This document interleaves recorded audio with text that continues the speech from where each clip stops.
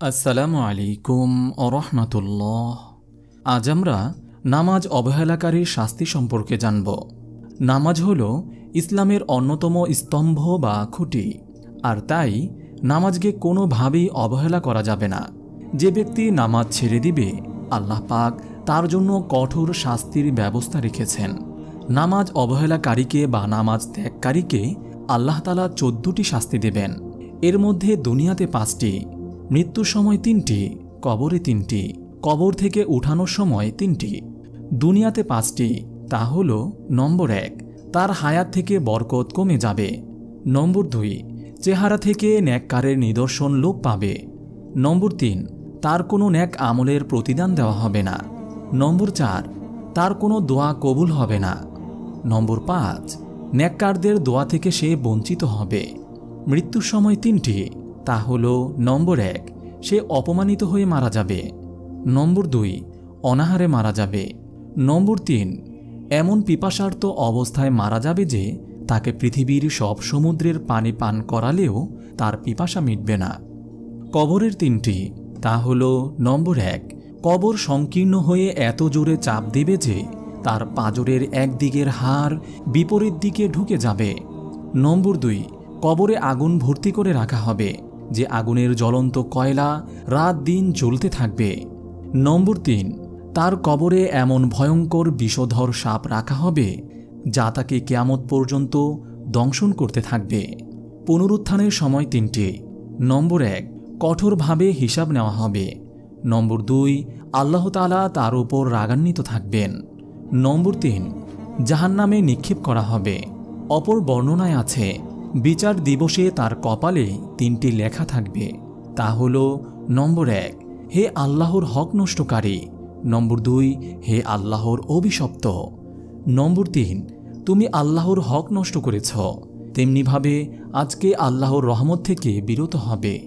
হযরত ইবনে আব্বাস রাদিয়াল্লাহু তাআলা আনহু হতে বর্ণিত, হাসরের দিন এক ব্যক্তিকে আল্লাহর সামনে দাঁড় করানো হবে।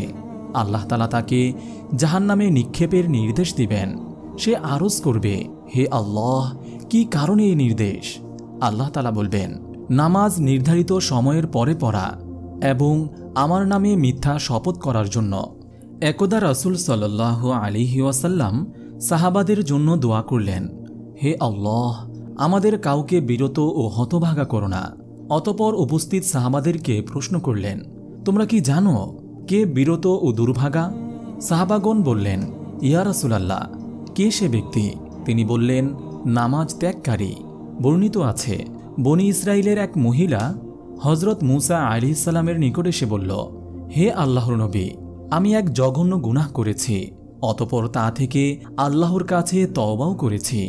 আপনি দোয়া করুন, আল্লাহ যেন আমাকে মাফ করে দেন এবং আমার তাওবা কবুল করেন। হযরত মূসা আলাইহিস সালাম জিজ্ঞেস করলেন, তুমি কি পাপ করেছ? সে বলল, আমি জিনায় লিপ্ত হয়ে একটি সন্তান প্রসব করেছি এবং তাকে হত্যা করে ফেলেছি। হযরত মূসা আলাইহিস সালাম বললেন, হে পাপিষ্ঠ, এ মুহূর্তে এখান থেকে চলে যাও, নচেত আকাশ থেকে আগুন এসে আমাদেরকেও জ্বালিয়ে ফেলবে। মহিলাটি ভগ্ন হৃদয়ে চলে গেল। তখন জিবরাইল আলাইহিস সালাম এসে বললেন, হে মূসা আলাইহিস সালাম, আল্লাহ জানতে চেয়েছেন কি কারণে আপনি এ তওবাকারিণীকে দূর করে দিলেন।